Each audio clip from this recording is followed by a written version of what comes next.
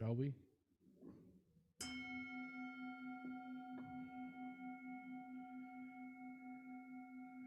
Let us now settle into a spirit of worship with our prelude variation on America the Beautiful by our music director and pianist, Matthew Johnson. You're also invited to come forward and light a silent candle of joy or sorrow at this time.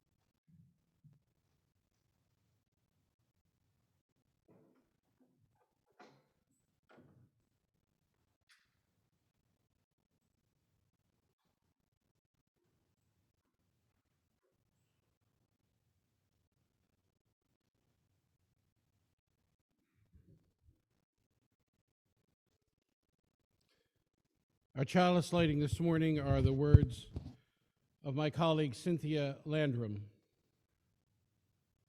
This morning we honor those who have served and those who continue to serve at home and abroad for peace and in war. We light our chalice and we offer our thanks.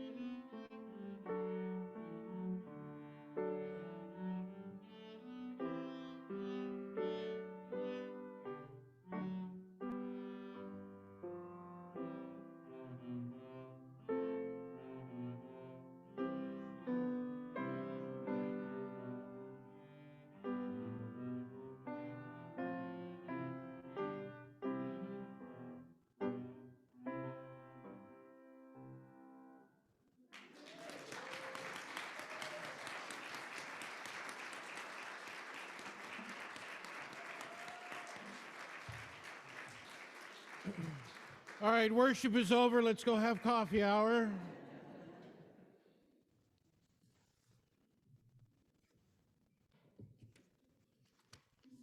I want to thank Coraline for her music and her courage to come up here alone in front of all of us.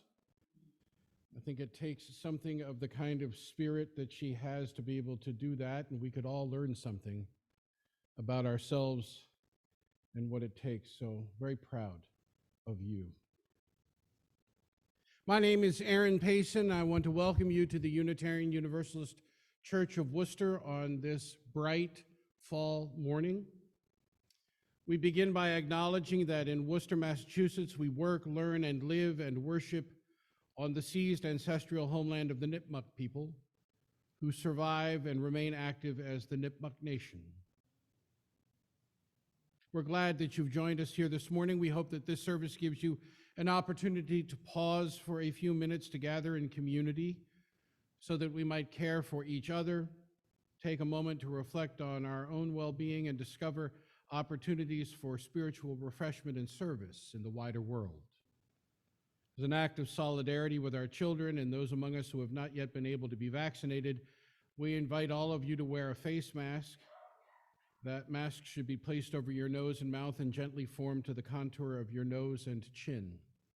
I sort of feel like I should be in the aisle, like on an airplane, you know, at this moment, right?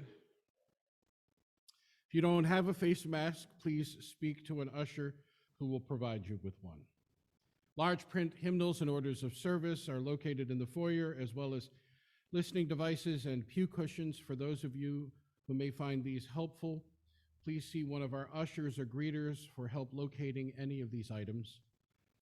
For those of you who are joining us online this morning, a very special welcome to you. For safety purposes, and so we might come to know you better as you are able, please list your name on your video feed. Please note that this service is being live streamed on Zoom and Facebook, as well as being recorded for future availability on the church YouTube channel and our website worship archive. Closed captioning is available for those of you on Facebook. We extend a very special welcome to newcomers this morning and invite you to fill out one of the pew cards found in the slot in the pew in front of you. You're welcome to drop that card in the offering plate as you leave in the middle of the service, or to give it to any of our ushers or greeters this morning as you depart from the sanctuary. In a moment, we'll be passing around our pew sheets. We invite all of you to sign in. Please know that this information is collected only for church purposes.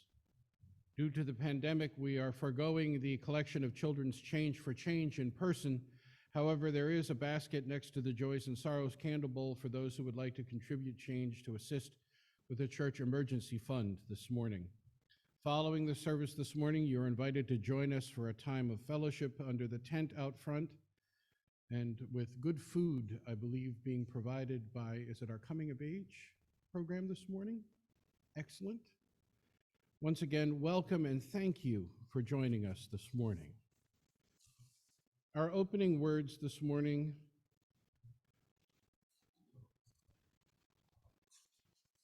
are those of Ren Bellevance Grace.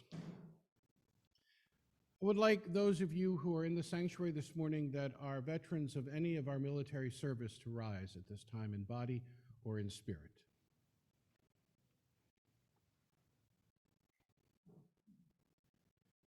I would like any of you this morning who are family members of those who serve or served in our military to rise at this time. I would like those of you present this morning who know people who serve in the military or in military service this morning. Hear these words of Ren. If the only prayer you ever say in your entire life is thank you, it will be enough, says Meister Eckhart.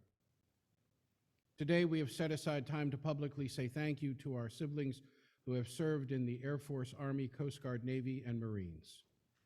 To say thank you to all who served, whatever their role, wherever their service took them. We say thank you to those whose service was brief and to those who made a career of their service. We thank you to those who remember their service with fondness and to those whose time in service still haunts them. We say thank you to those who return to us largely intact, who found jobs, started families, and who continue to find ways to serve their communities. And we say thank you to veterans who returned with brokenness so deep they continue to struggle to find a role or even a home in our communities. Spirit of life, God of many names, source of love, in the face of all this, sometimes the only prayer we have is thank you. We pray it will be enough. Amen. Please be seated. But not too long. Would you please find in your teal hymnals hymn number 1009. And those of you who have items this morning that you would like to contribute for our Thanksgiving collection are invited to pass them along your pew to the aisle as our children come forward to do their collection at the same time. That's right, I'm asking you to sing and pass at the same time. Aren't I brave? Let's go with the low voices. Breathe in, breathe out, breathe in, breathe out, breathe in, breathe out, breathe in, breathe. Those who are half caffeinated, when I breathe in, I breathe in peace. When I breathe out, I breathe out love. When I breathe in, I breathe in peace. When I breathe out, I breathe. The most caffeinated among us. When I breathe in, I breathe in peace. When I breathe out, I breathe out love. When I breathe in, I breathe in peace. When I breathe out, I breathe out the middle part. When I breathe in, I breathe in peace. When I breathe out, I breathe out love. When I breathe in, I breathe in peace. When I breathe out, I breathe out love. Now, breathe in, breathe out, breathe in, breathe out.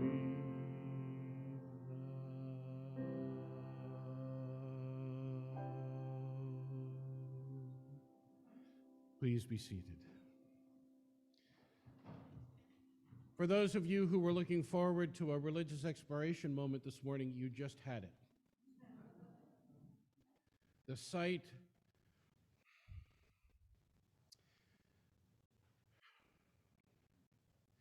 sight of our children in this building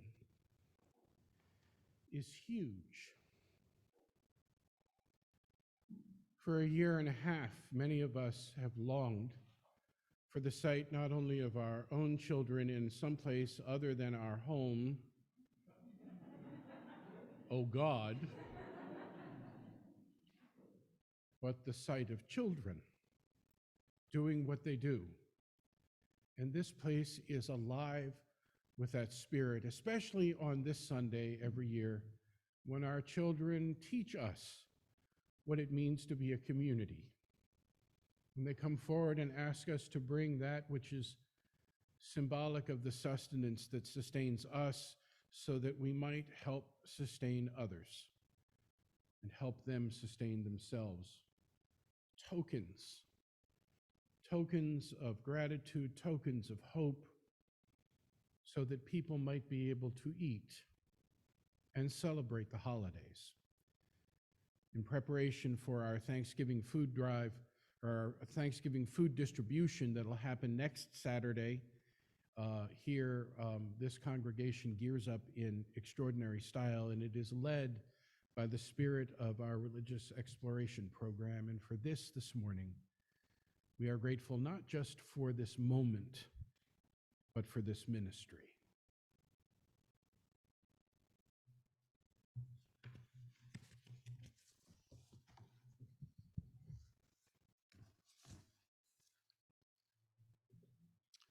These are the words of my friend and colleague, George Tiger, who is a chaplain in the Army.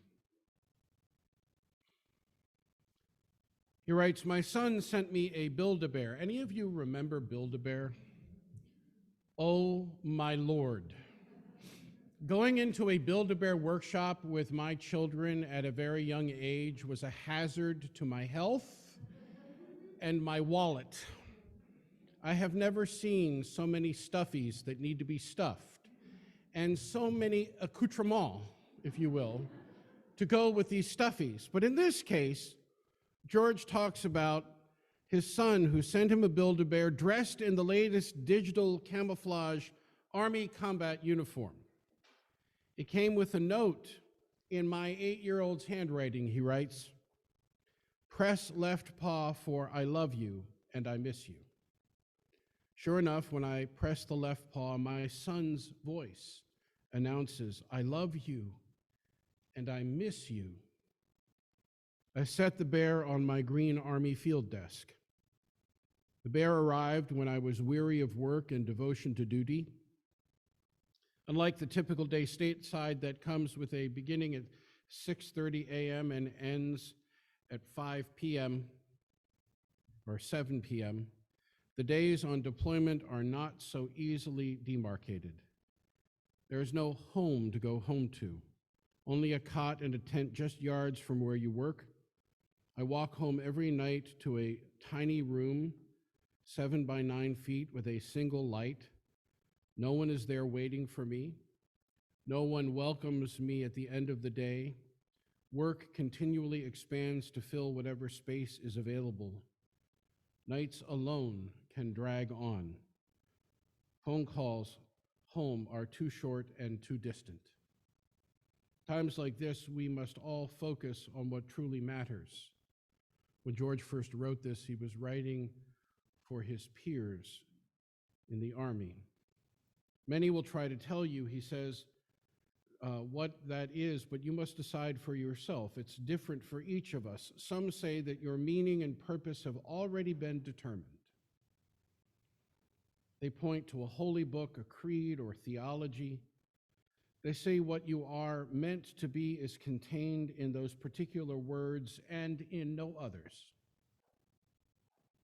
But you must choose to accept the book, adhere to the creed, or subscribe to the theology. No one can choose it for you. There is no way around it.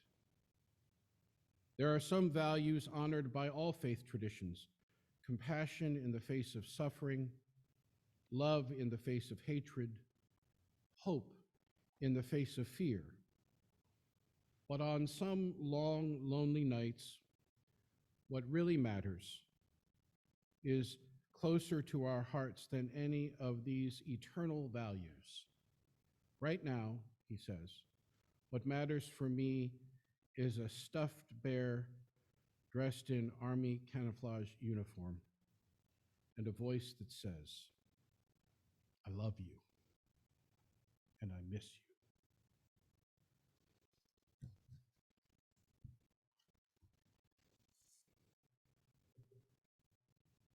This time I would like to invite Pauline Corshane to come forward to introduce our 50/50 collection this morning.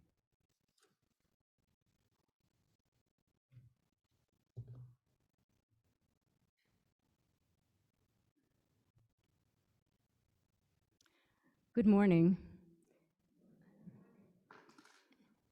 Around this time of year, every year now, we invite ACE, African Community Education that is, to come and speak to us about their program.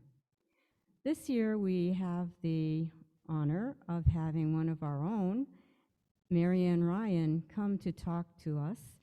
And she is also a volunteer with ACE. She will be accompanied by, I think his name is Freddie, and both of them will speak about ACE. Thank you.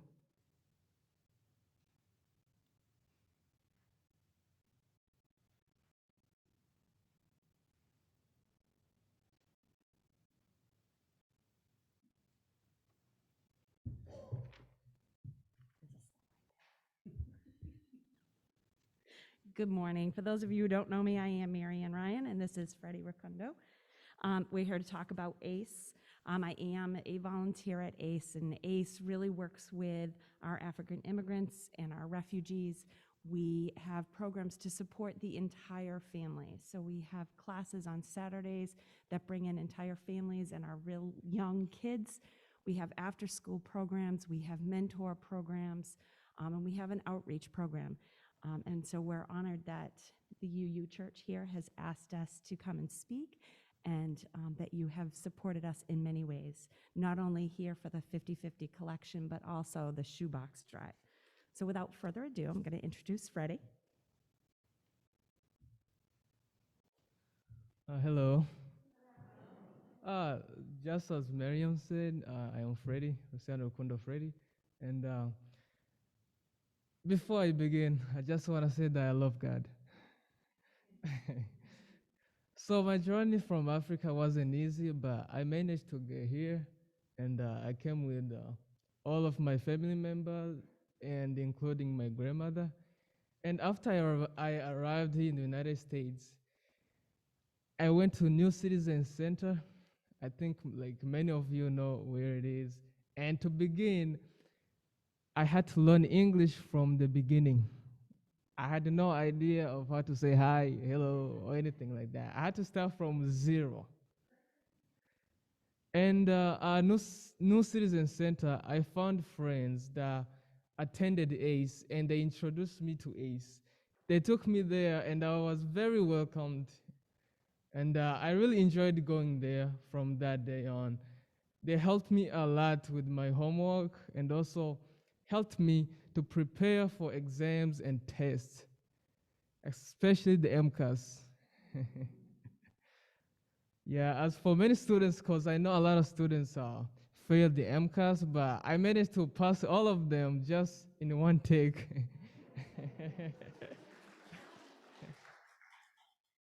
Yeah, so because of ACE, they helped me to study, and also because they helped me, they really encouraged me to continue learning and then continue attending at ACE, and also maybe in the future, after I'm done with all of my schooling, because right now I'm attending also State University, and this is my second year. Hopefully next year I'm gonna be in my third year, and I'm studying biology.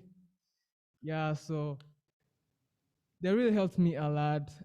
And because they helped me, I am a Worcester State, and I managed to graduate from Dory Memorial High in 2020.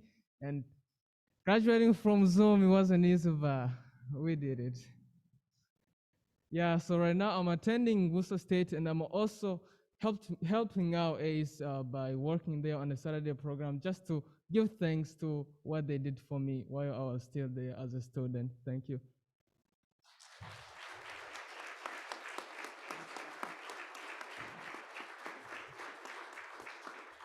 So on the back of the flyer, there's a side for the shoebox drive that many of us take part in. It's electronic this year, so you can sign up on this tinyurl.com ACE Gifts, so we would love that. ACE is also having their 15th annual gala this Thursday night, which is virtual, so you can sign up there. And then anything you give today, we are super appreciative of that and your support throughout this whole entire endeavor for ACE. So thank you.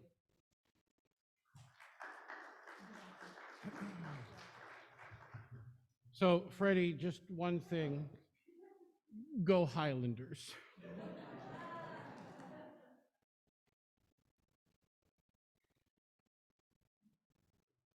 For those of you who have not participated before in our 50/50 collection process, The money that is collected this morning that is not already designated as a pledge will be split between the congregation and the African Community Education Program.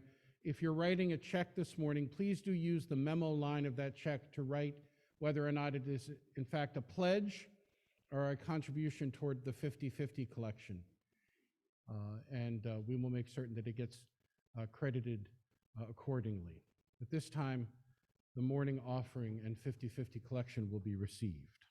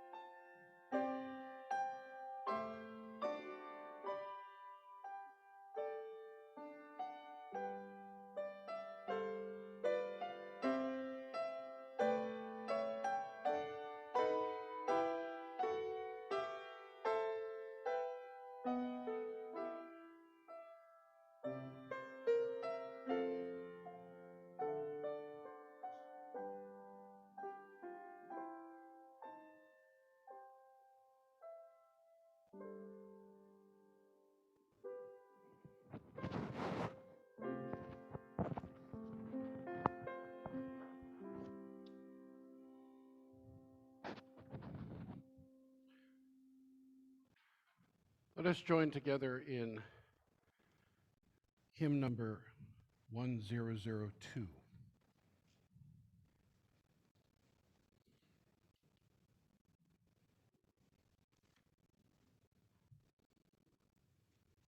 Please remain seated.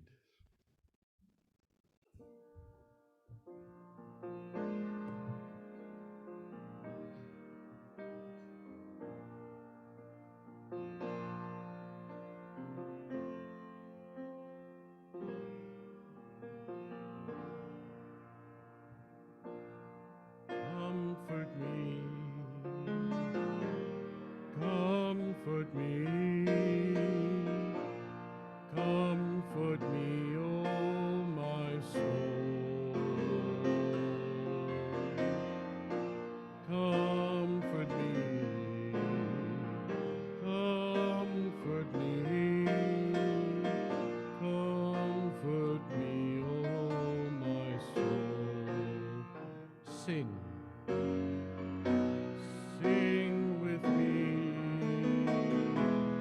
sing with me, sing with me, oh my soul. Sing with me, sing with me, sing for me, oh my soul. Speak for me. Speak for me, speak for me, speak for me, oh my soul. Speak for me,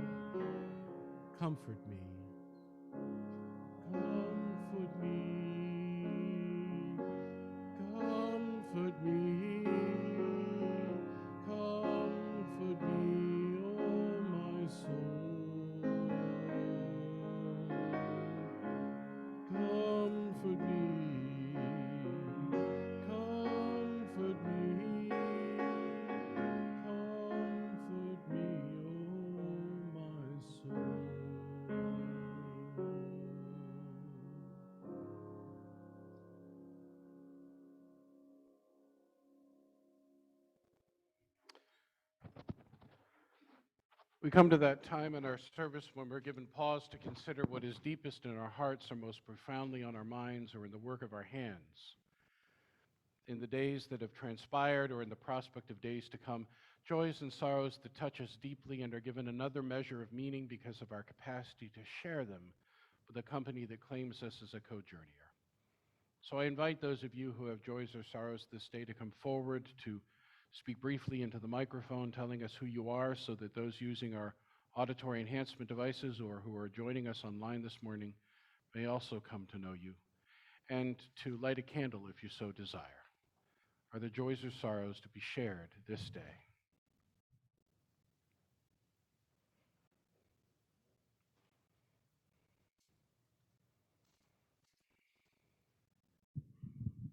Hi. There, it's on. Yep. Hi, my name's Tom Pierce. I live over at Briarwood Continuing Care Community, and I'd just like to acknowledge and thank Aaron and Matt Johnson for attending and participating in our annual Veterans Day program. Aaron sang several patriotic songs, and Matt not only played along with him, but when I, at the last second, decided that he needed to play the caissons go rolling along, it was no problem.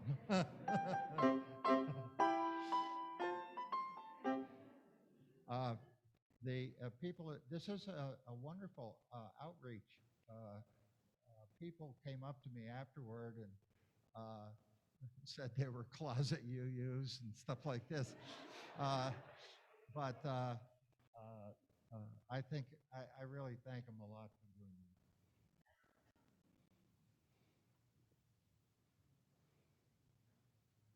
that. Hi, I'm Laura. I just wanted to thank Robin and the youth group for allowing my grandson to have a birthday party in the middle of their youth group session. Lois made an amazing cake. Uncle Chuck Heffernan, as he calls himself, supplied the tripod and the dancing in front of the tripod to make sure everything was working okay. So it was very nice of them to do that. For Rain and for Mason, because I think he's just kind of growing up with those kids. Another joy is we finally got an apartment. So we'll be moving a lot of boxes. So if you see Rain and I just kind of wobbling around, we'll probably use the cushions for our backs and our behinds for the next few weeks, but we're moving.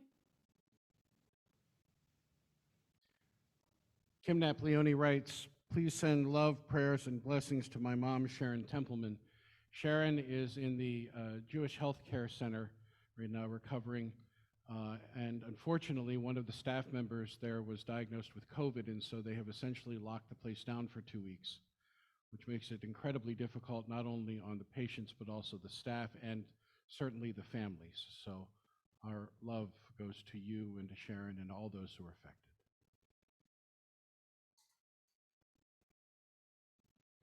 My name is Betty Genuine, and I am privileged to post photos on Photos of the Week, as well as our social media. My great joy is that I have a variety of scrapbooks to work from when I want to run historical pictures. And the reason I have those scrapbooks to work from is that Birgit Patterson spent years and untold hours creating those scrapbooks, which give me a wonderful resource to work from. And on a more contemporary note, Carol Howe has spent the past year redoing a couple of the older scrapbooks, which simply through the passage of time, paper decomposes. And she has created 2 new versions of them that are just magnificent. So my joy today is in gratitude to Birgit and Carol, and I want to thank you for preserving our history and helping us to remember upon whose shoulders we stand. You're here.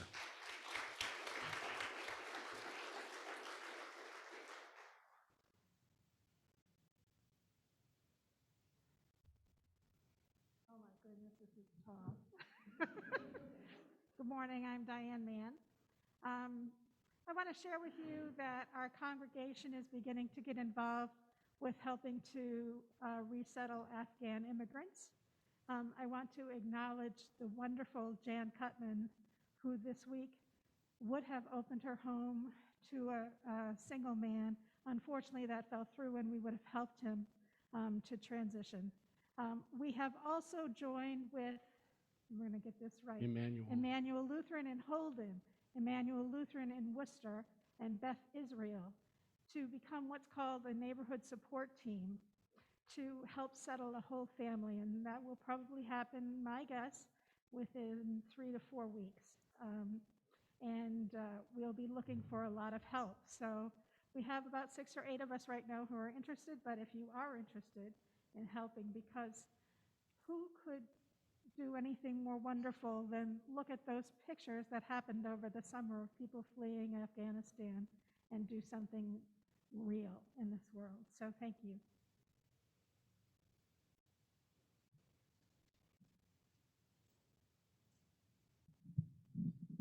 Good morning. I'm Beth Posner-Waldron, and some of you know me as the Get Out the Vote team lady, and I'm waving my flag proudly.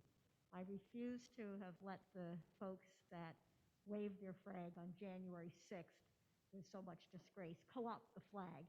And I'm here celebrating the work of our hands with our co-journeyers for those folks that stood out with me in the rain on Friday in response to a call to action to pass the Freedom to Vote Act. And we had this humongous banner that was a letter to Biden that's going to be delivered by some women from Indivisible Mass Alliance. 2 of them are prepared to be arrested in an act of civil disobedience. They think it'll just be a traffic ticket, but they're going to be delivering this letter asking Biden to get the Senate to override the filibuster so we can get our voting rights bills passed. And there's so many people from this congregation that I'm just so grateful to, including Betty, who took pictures in the rain with me, and Ruth Silver, who showed up because she thought, it's raining, it's awful out, Beth's going to be the only one there, I have to go to support Beth, and other folks who couldn't come or tried to come. And so I just say thank you. This is just a wonderful congregation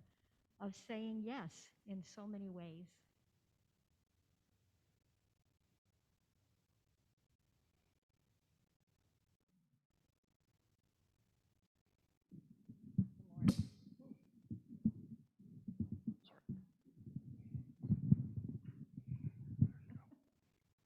Hi, good morning. My name is Suzanne LaRue, and I am just so grateful and joyous today to be alive and healthy and to be in such beautiful presence here today. Today's my sister's birthday, and I'm so grateful for a wonderful family. Also, my girlfriend came in from England to visit, and I'm looking forward to seeing her. My sorrow is a good friend of mine was just diagnosed with ALS, and prayers and support to all that struggle with their health. Thank you.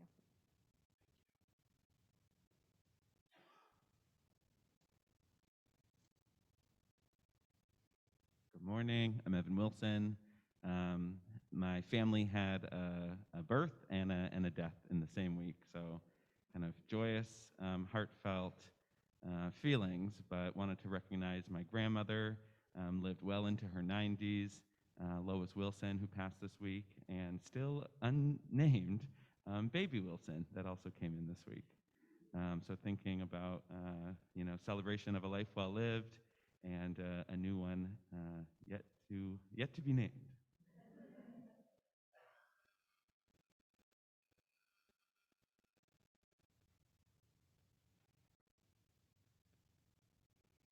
Hi, my name is Lowell Day. I think a few of you might know that my grandmother had passed a few weeks ago, and her service was this Friday, and it was just beautiful, all about service to community throughout her life. So I want to try to emulate that in my life. And to do that, we had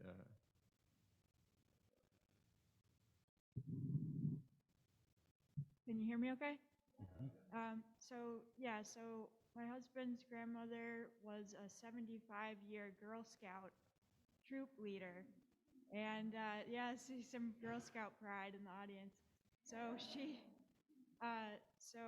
I think she would have been proud that we were able to donate all the leftover food from Friday's funeral to the Worcester Community Fridge program. And this was something that I had just learned about recently, so it was great that we were able to donate that. If you go to Worcester Community Fridge, if you search for that and go to their website, I called the number on the website, and a lady named Maria picked up, and she said, "Oh yeah, so that's great. We'll pick it up and wrap it individually." There were a bunch of sandwiches that she wrapped and put right into the fridge the next day. So it's a great program. Happy to answer any questions about it. I just recently learned about it, but they're they're providing essentially 24/7 emergency food donation, which is more than you can say of most of the food pantries and soup kitchens that you call the number, and good luck getting someone to pick up at an odd hour like Friday night. So that was really great. So that's our joy. I think she would be happy to see that. Thank you.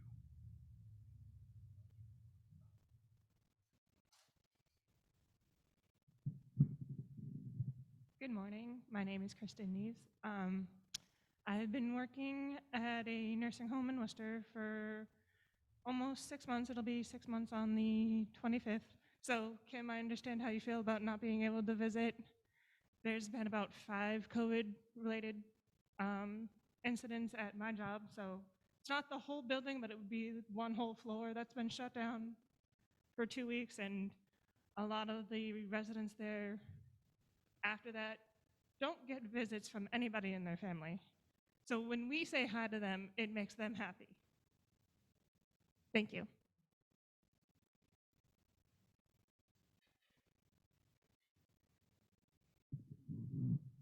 Hi, everybody. I'm June Ganley. I've been popping in and out for the last 6 months, and I felt inspired by Coraline and Freddie to finally get up the courage to come up here and share a joy. And my joy is having found you all. From the moment I walked in the doors, I was just greeted with the most wonderful welcome. Sue, Evan, Beth, you've just been all so great to me, and there are many others, of course. But thank you so much. Thank you, June.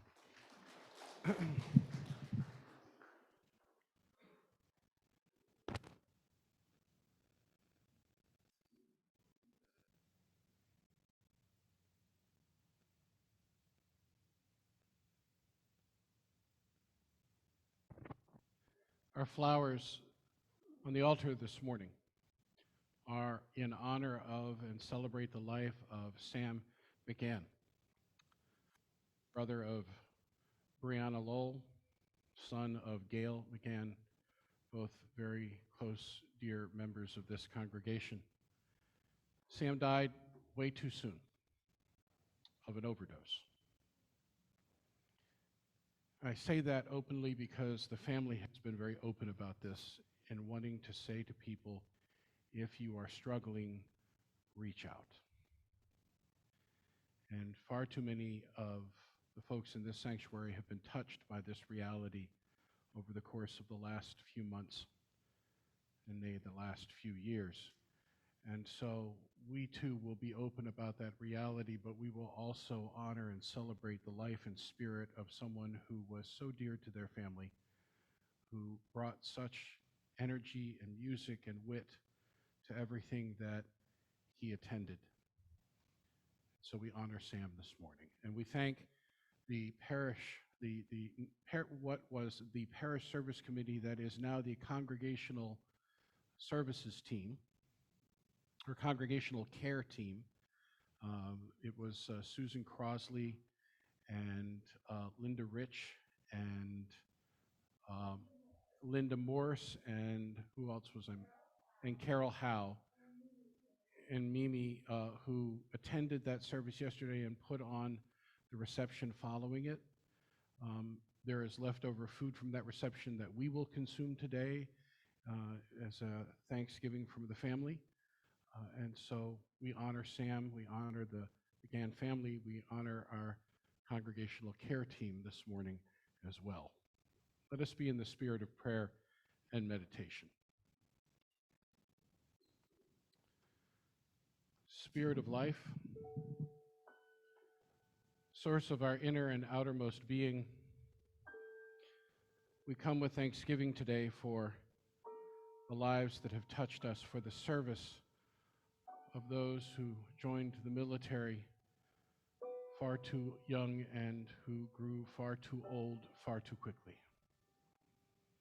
And for those who returned to our communities and continued their service. We are grateful this morning for the presence of those in our lives who help to sustain and give us meaning, especially during times of trial and tribulation. We send our warmth and our love and our compassion to those in search of health and wholeness, especially during this time of pandemic. And we receive with gratitude and with thanksgiving those who have found in this place a home. May we continue to broaden our circle and our embrace as we continue to serve the world in its most and deepest need. For this we give great thanks this day. Amen, and blessed be.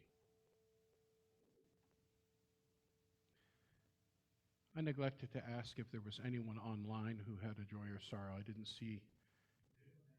Good, okay. Thank you.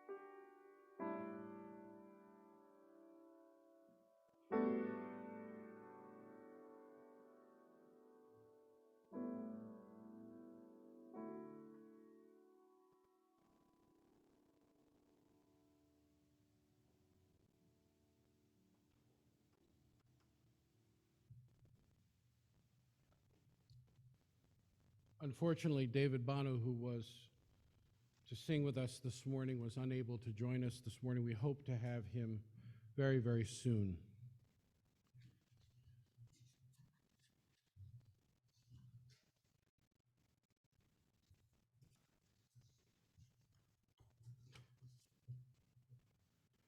All right, time for one of Parson Payson's 30-second sermons.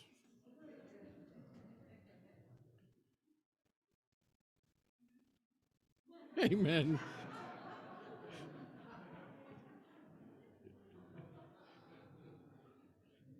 Paul is one of those truth tellers.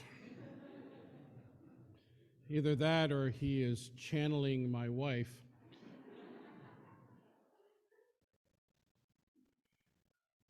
My colleague Victoria Safford writes, I have a friend who traffics in words. She is not a minister, but but a psychiatrist in a health clinic at a prestigious women's college. We were sitting once not long after a student she had known and counseled committed suicide in the dormitory there. My friend, the doctor, the healer, held the loss very closely in those first few days, not unprofessionally, but deeply, fully, as you or I would have had this been someone in our care. At one point, with tears streaming down her face, she looked up in defiance, this is the only word for it, and spoke explicitly of her vocation, as if out of the ashes of that day she were renewing a vow or making a new covenant, and I think she was, writes Safford. She spoke explicitly of her vocation and of yours and mine. She said, you know, I cannot save them. I am not here to save anybody or to save the world. All I can do, what I am called to do, is to plant myself at the gates of hope. Sometimes they come in, sometimes they walk by, but I stand there every day and call out till my lungs are sore with calling, and beckon and urge them in toward beautiful life and love. She continues, I think there's something for all of us there. I think whatever our vocation, we stand beckoning and calling, singing and shouting, planted at the gates of hope. This world and our people are beautiful and broken, and we are called to raise that up, to bear witness to the possibility of living with dignity, bravery, and gladness that befills a human being. That may be what it is to live our mission. My colleague's words resounded in me as I contemplated this reflection and all of this week, when we pause once again to honor those who have been sent on our behalf to stand in harm's way, military veterans who have served our country for generations, and those experiences continue to shape the narrative of much of our story as a country in a world that seems to be in perpetual conflict. This year's celebration comes on the heels of the end of a war that has been the experience of at least a generation in our country that has only knows what it's like to be not at war. Even as we now hear the cry that there are new enemies that we ought to confront in the Far East, a cry that is met, I hope, with communal fatigue and skepticism in all quarters. Furthermore, like so many conflicts before, we now bear witness to the cost of our conflicts, and with the arrival of refugees whose lives, like many of our veterans, bear the scars of warfare. On this morning, when we honor those who have served, we also open ourselves to the experience of all who have borne the cost of that service and ponder how they and we heal from harm. I'm mindful here of my friend George Tiger's reflection that we all have a choice. His words were first written to speak to those who served with him in war zones across the globe.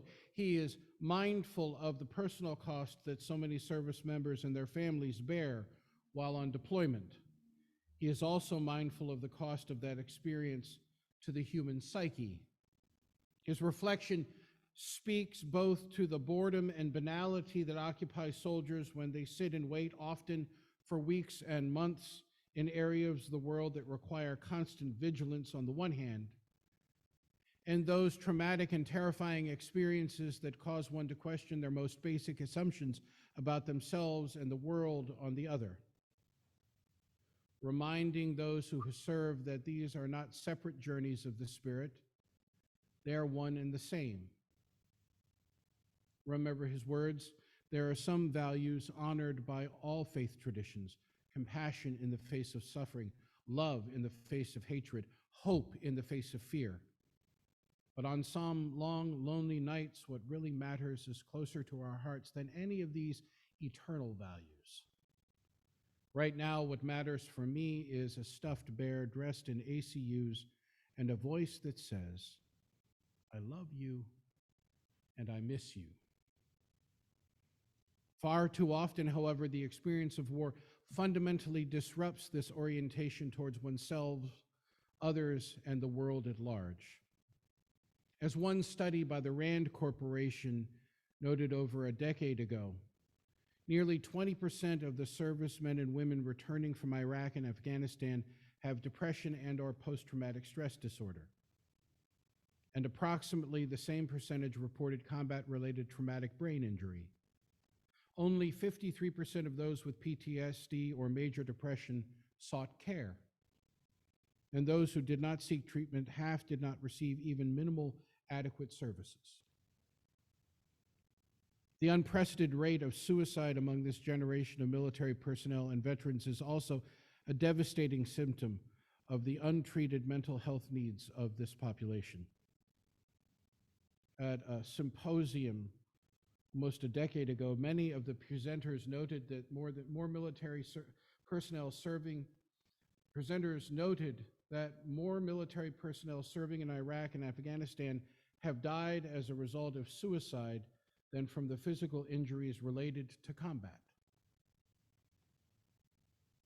They also reported that as many as 50% of the female veterans and 1/3 of the male veterans had experienced military sexual trauma. Commenting on this, one blogger notes, "These statistics are a clear indication that we must do more to increase access to behavioral health services and to improve the quality of those services for returning military personnel and their families.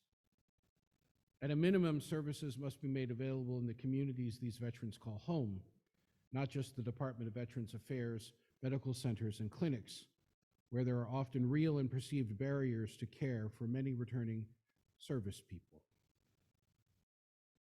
Here is the essence of the call of Victoria Stafford. Communities that are a clarion call for hope. And that call now extends not just to returning military veterans and their families, but also to the hundreds of thousands of refugees that have been forced into migration.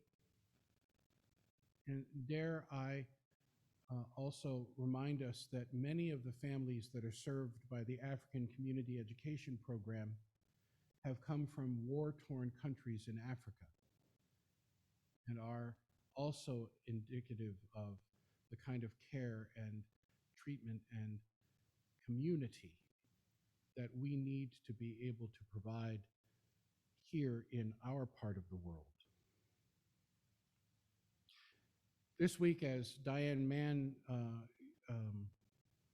mentioned, this congregation joined a neighborhood support team with Emmanuel Lutheran Church in Holden and Congregation Beth Israel in Worcester and Zion Lutheran as well, and Emmanuel Lutheran in Worcester, in order to support families coming to our community from Afghanistan. This is part of a broader effort spurred on by a Centuria Care Alliance to develop community-based support services for these families. We're working on developing this team with our partner congregations to assist with the resettlement of families by providing them with that which is essential to begin to make a new life among us. Place to stay, a means to pay for it, food, clothing, furniture, emotional support, transportation, job assistance, and beginning to rebuild lives that have been forever changed by the experience of warfare. This will not be an easy process. But as those who have been served by the African Community Education Program prove to us over and over again, it can be a successful one. We can continue to find meaning and hope, training, education, an opportunity to reflect the deeper relationships that we're capable of sustaining when we are welcomed into deep community. But it is both necessary. This is both necessary. And if we pause to think about it, wholly necessary, not only for these refugees, but also as an important part of the healing process for our returning veterans. The statistics that we heard a moment ago bear witness not only to the psychological trauma that befalls many who have experienced combat, but there is another form of injury that many of these returning from warfare face. This injury is not so much born out of fear, which is the fundamental basis for conditions like post-traumatic stress disorder.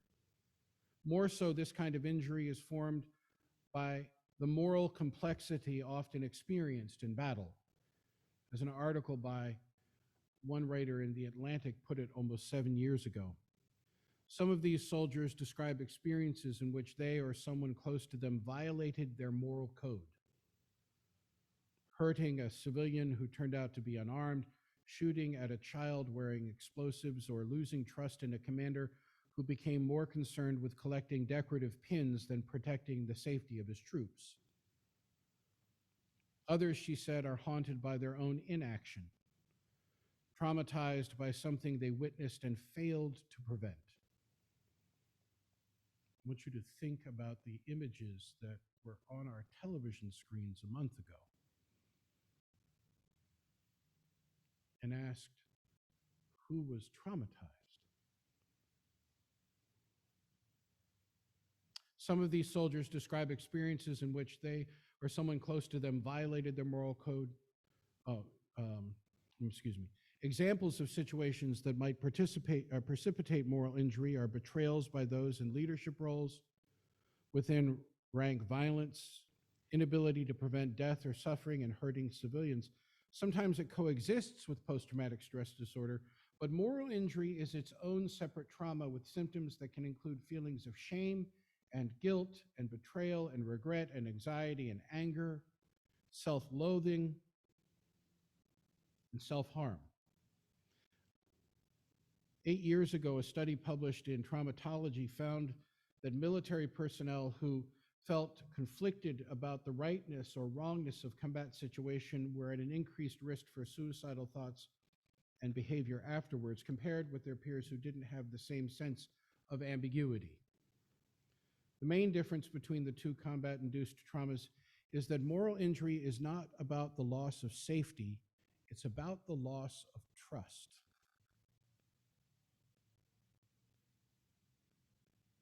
Trust in oneself, trust in others, trust in the military, and sometimes in the nation as a whole.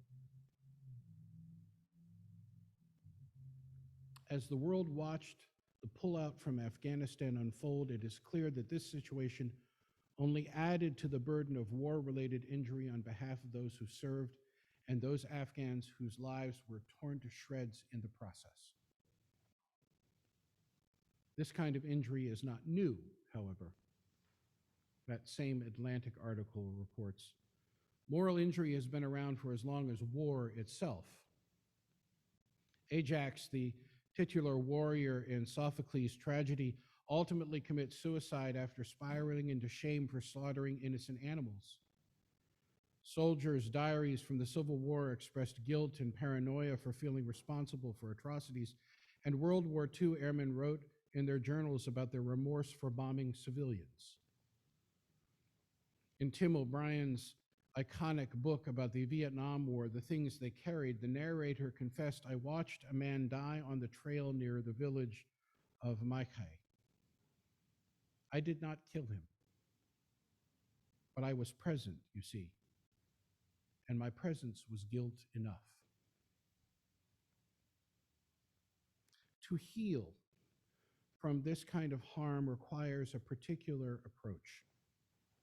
The most innovative interventions for moral injury involve the process of confronting the reality faced by those who suffer and helping them give voice to that reality in a way that does not explain away the feelings, but assists them in treatment to acknowledge and learn to live with them and the reality that has affected them so deeply.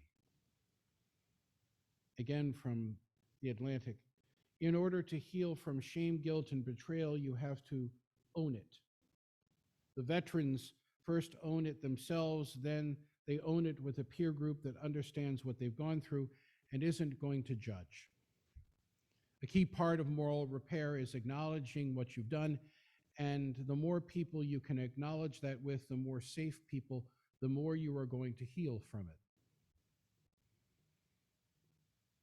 This healing from harm is about finding safe places and safe people who are willing not only to hear about that which has so deeply affected those who suffer, but also offer compassion and non-judgment, and a willingness to accompany them into a life that both acknowledges that which is harmful and also demonstrates life abundant beyond those particular experiences.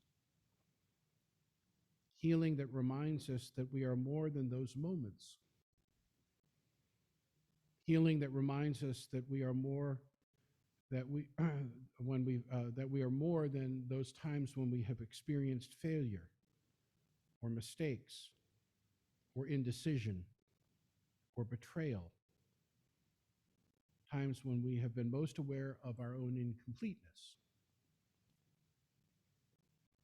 In other words, as my colleague Victoria Stafford notes, and I conclude, our mission is to plant ourselves at the gates of hope, not the prudent gates of optimism, which are somewhat narrower, not the stalwart, boring gates of common sense, nor the strident gates of self-righteousness, which creak on shrill and angry hinges. People cannot hear us there. They cannot pass through. Nor the cheerful, flimsy garden gate of everything is going to be all right. But a different, sometimes lonely place, the place of truth-telling about our own souls first and all and its condition. Place of resistance and defiance, a piece of ground from which you see the world both as it is and as it could be, as it will be. The place from which you glimpse not only struggle, but the joy of struggle. And we stand there, beckoning and calling, telling people what we are seeing, asking people what they see. Amen. And blessed be.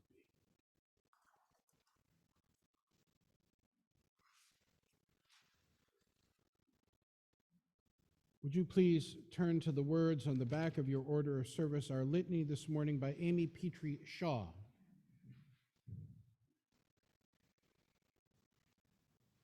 Please respond with those lines that are in italics. For all who die in war, for all who live in suffering in the aftermath of violence, for all who give their lives in smoke and flame, for all who go on in honor of the dead, for all who have served, for our country and our world, for a planet that will find peace, for the young and the innocent, for the weary and the war-torn, for those who would pray, for those too angry to cry, for all of us, for the many names of God. We lift up our hearts, Shanti, Shalom, peace, Salam. Amen. Would you please join in our closing hymn, number 1011, found in your teal hymnals. Please rise in body or in spirit.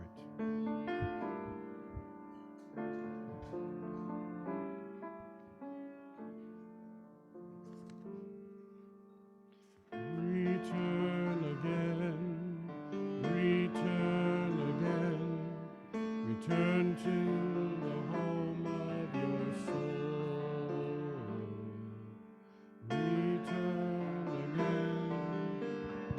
Return again, return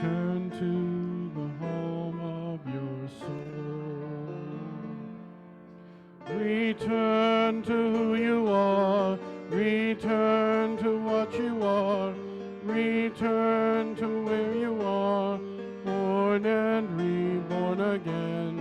Return to who you are, return to what you, return to where you are, born and reborn again.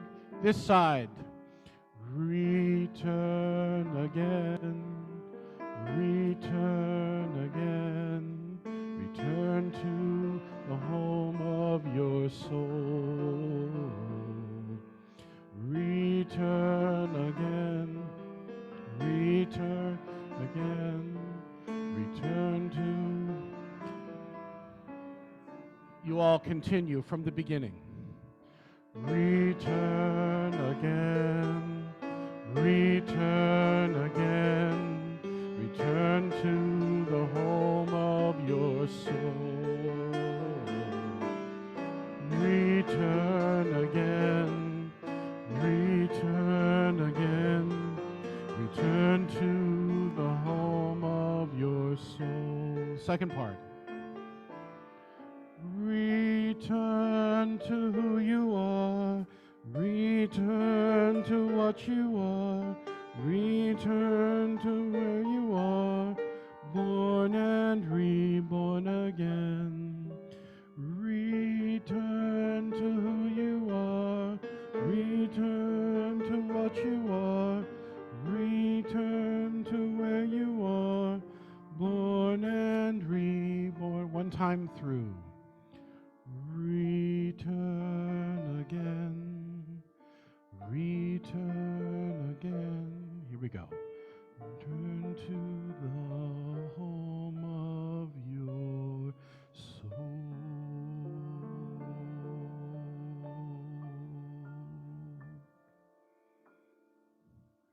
And you haven't joined the choir yet. Our benediction this morning are the words of Audette Fulbright Fulson. Today we bow our heads in recognition of the great service and sacrifice some have been asked to make. Living through the horror that is war, facing death or physical harm as a specter looming around any corner, we say thank you and know it will never be enough. Help us to embrace those who have been sent forth in our names into danger. Give us the strength of will to serve them as they have served us. Many, may they never hunger, may they never thirst. May there always be meaningful work for their hands. May they receive healing care in abundance. And may we, the grateful heirs, build on the idea of liberty, be faithful to pursuing that dream in our lives and in our actions. Help us to be vigilant and never complacent. Let each of us take personally this charge. May it be so, and may it be so. Amen, and blessed be.